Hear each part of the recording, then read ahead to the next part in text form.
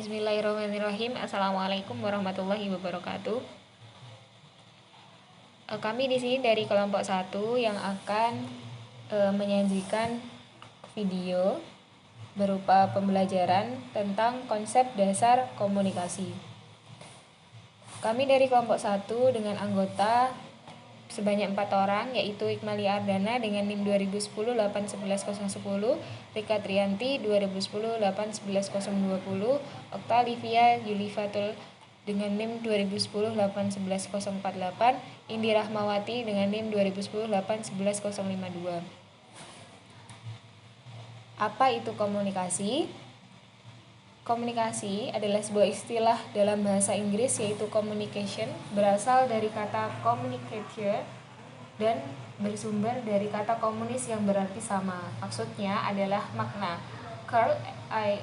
Hofland mendefinisikan komunikasi sebagai berikut: the process by which an individual, the communicator, transmits stimuli, usually verbal symbols, to modify the behavior of other individuals communicators, atau proses di mana seseorang atau komunikator menyampaikan perangsang atau biasanya lembaga bahasa untuk mengubah perilaku orang lain atau komunikan. Dikutip dalam buku Effendi 2002 pada halaman 49. Komunikan adalah penyebaran informasi, ide-ide sebagai sikap atau emosi dari seseorang kepada orang lain, terutama melalui simbol-simbol. Dan dapat disimpulkan bahwa komunikasi adalah suatu aktivitas penyampaian informasi, baik itu pesan, ide, dan gagasan, dari satu pihak ke pihak yang lainnya, yang dilakukan secara langsung maupun tidak langsung. Selanjutnya, komunikasi dalam perspektif psikologi. Menurut George A. Miller, mendefinisikan psikologi adalah ilmu yang berusaha menguraikan, meramalkan, dan mengendalikan peristiwa mental dan behavior dalam komunikasi. Menurut Fisher, psikologi komunikasi memiliki 4 ciri, yaitu yang pertama, penerimaan stimuli secara indrawi atau sensory reception of stimuli. Proses komunikasi ini atau bermula ketika panca indera mendapatkan stimuli. Nah, panca indera kita itu ada mata, hidung, telinga, kulit, dan mulut. Nah, stimuli bisa berbentuk orang, pesan, suara, warna, atau yang lainnya yang dapat mempengaruhi individu. Kemudian yang kedua, proses mengantarai atau memisahkan antara stimuli dan proses atau internal mediation of stimuli. Stimuli ini yang ditangkap oleh indera kemudian diolah oleh otak. Individu hanya dapat mengambil kesimpulan tentang proses yang terjadi pada otak dari respon yang ditampakkan melalui tanda seperti tersenyum, tepuk tangan, dan meloncat-loncat yang menggambarkan suasana gembira. Jadi, psikolog komunikasi adalah ilmu yang dapat menguraikan, meramalkan, dan mengendalikan peristiwa mental dan behavior dalam komunikasi. Peristiwa mental adalah internal mediation of stimuli sebagai akibat berlangsungnya komunikasi, atau dapat menurut Fisher. Sementara peristiwa behavioral adalah apa yang tampak ketika individu berkomunikasi.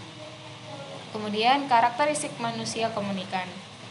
Nah, manusia merupakan pemeran utama dalam proses komunikasi. Efektivitas proses komunikasi manusia dapat berjalan sesuai dengan apa yang diharapkan, bergantung pada penyampaian komunikatornya. Agar komunikator dapat berkomunikasi sesuai dengan yang diinginkan, komunikator perlu memahami karakteristik komunikannya berdasarkan faktor-faktor yang mempengaruhi perilaku komunikan tersebut. Faktor-faktor tersebut baik faktor personal maupun situasional yang dapat mempengaruhi perilaku manusia komunikan.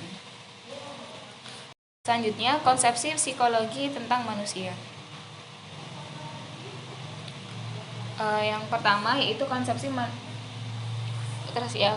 konsepsi manusia dalam psikoanalisis. Nah, pendekatan ini pada pikiran ketidaksadaran, konflik antara naluri biologis dan tuntutan masyarakat serta pengalaman keluarga sejak dini. Pendekatan ini berpendapat bahwa naluri biologis yang dipelajari, terutama dorongan seksual dan agresif, mempengaruhi cara manusia berpikir, merasa, dan perilaku. Naluri ini terpendam dalam alam bawah sadar, seringkali bertentangan dengan tuntunan masyarakat. Menurut Sigmund Freud, pendiri psikoanalisa, hubungan dini dengan orang tua juga menjadi faktor utama yang terbentuknya kepribadian manusia yang selanjutnya menentukan perilaku manusia. Freud menyampaikan bahwa perilaku manusia merupakan hasil interaksi antara ini, ego, dan superego. Kemudian selanjutnya konsepsi manusia menurut behaviorisme. Pendekatan behaviorisme menekankan pada respon perilaku yang dapat diamati dan berfokus pada interaksi dengan lingkungan yang dapat dilihat dan diukur. Teori ini merupakan reaksi terhadap teori psikoanalisis. Dalam teori behaviorisme, manusia disebut sebagai homo mesiensis, yang berarti manusia mesin. Mesin adalah suatu benda yang bekerja tanpa adanya motif di belakangnya. Mesin berjalan tidak karena adanya dorongan alam bawah sadar tertentu. Ia berjalan karena lingkungan sistemnya. Manusia memiliki, menurut teori ini juga demikian. Selain insting, seluruh tingkah lakunya merupakan hasil belajar. Belajar adalah perubahan tingkah laku makhluk hidup sebagai pengaruh lingkungannya. Selanjutnya, konsepsi manusia menurut pendekatan kognitif. Menurut pendekatan ini, otak manusia mengandung pikiran yang memungkinkan proses-proses mental untuk mengingat, merencanakan, menentukan tujuan, mengambil keputusan, dan kreatif. Pendekatan ini menekankan pada proses-proses mental yang terlibat dalam mengetahui bagaimana manusia mengarahkan perhatian, persepsi, mengingat, berpikir, dan memecahkan masalah. Oleh karena itu, manusia dalam teori ini disebut Homo sapiens, yaitu manusia yang berpikir. Jadi dalam mereaksi terhadap stimuli, manusia berpikir dan berusaha menemukan jati dirinya. Pandangan ini berlawanan dengan pandangan behaviorisme yang menekankan bahwa lingkunganlah yang mengendalikan perilaku manusia. Kemudian yang terakhir, konsepsi manusia menurut pendekatan humanistik. Psikologi humanistik memandang manusia sebagai eksistensi yang positif dan menentukan. Manusia dipandang sebagai makhluk yang unik, yang memiliki cinta, kreativitas, dan makna dalam kehidupan pribadi. Fokus teori humanistik adalah pada kehidupan.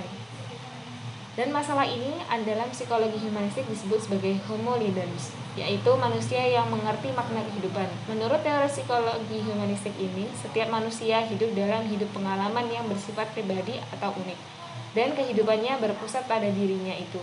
Perilaku manusia berfokus pada konsep diri, yaitu pandangan dan persepsi orang lain yang dapat berubah dan fleksibel dalam menanggapi pengalaman mereka dengan orang lain.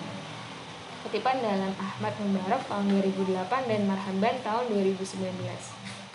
Selanjutnya, apa saja faktor personal dan situasional yang mempengaruhi perilaku manusia komunikan? Yang pertama yaitu faktor personal. Ada faktor biologis. Nah, biologis manusia itu ada genetika, sistem saraf, dan hormonal yang sangat mempengaruhi perilaku manusia. Motif biologis yang mempengaruhi perilaku manusia dapat dibagi menjadi dua, yaitu kebutuhan makan, minum, dan istirahat. Selanjutnya, kebutuhan seksual. Pengaruh kebutuhan seksual terhadap perilaku bisa bersifat positif maupun negatif.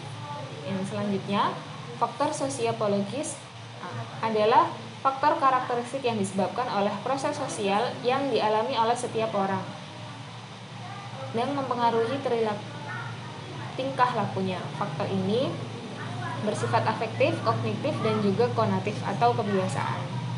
Nah, yang pertama itu ada sikap. Kecenderungan bertindak, berpersepsi, berpikir, dan merasa dapat menghindari objek, ide, situasi, atau nilai. Nah, sikap ini bukan perilaku, namun cenderung untuk berperilaku. Sikap mempunyai daya pendorong atau motivasi, bukan sekedar rekaman masa lalu. Kemudian yang kedua yaitu emosi.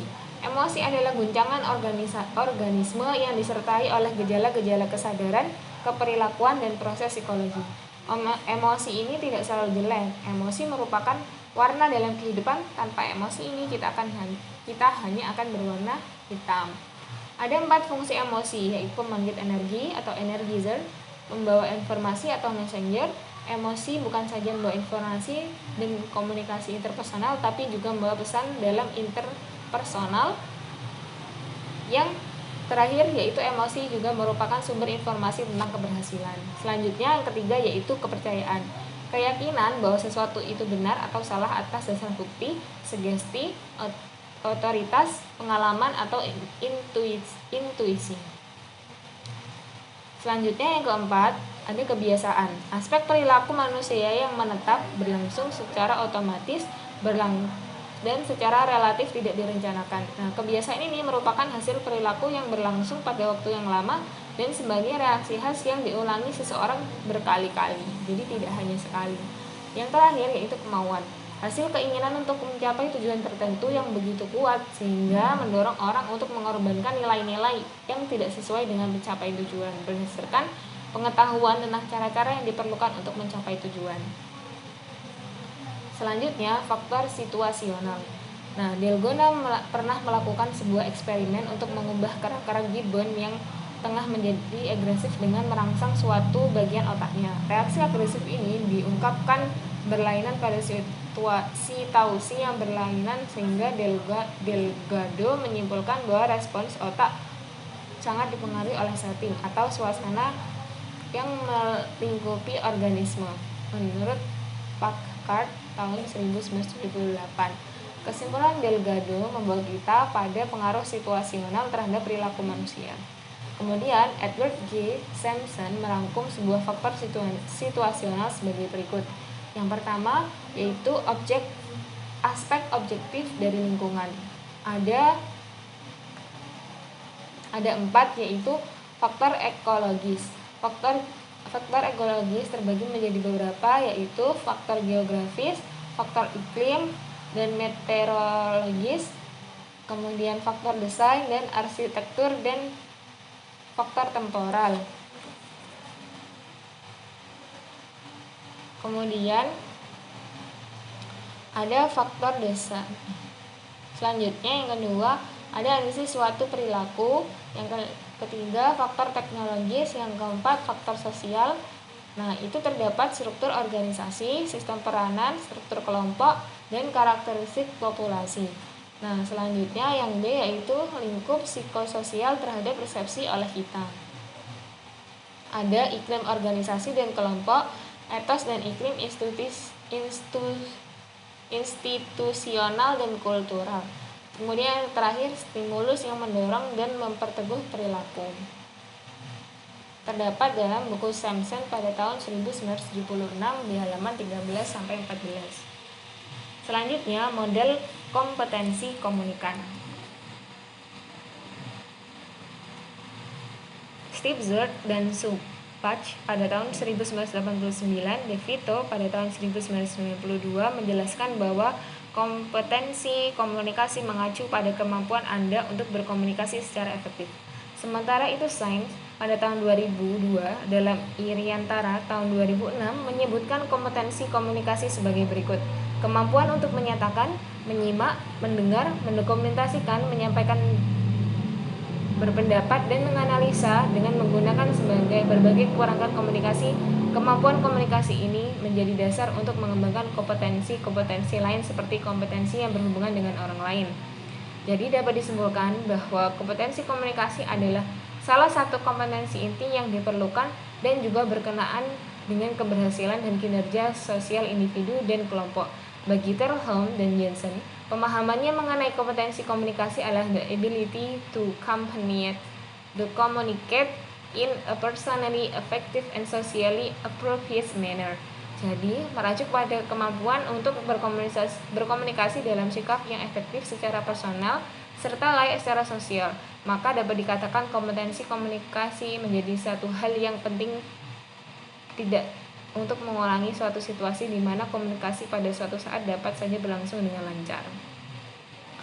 Kemudian yang terakhir yaitu referensi.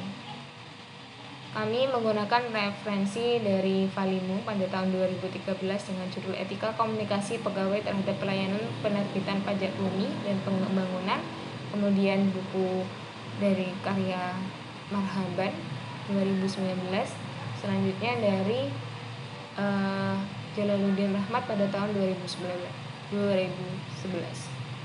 Demikian yang dapat kami sampaikan. Terima kasih banyak.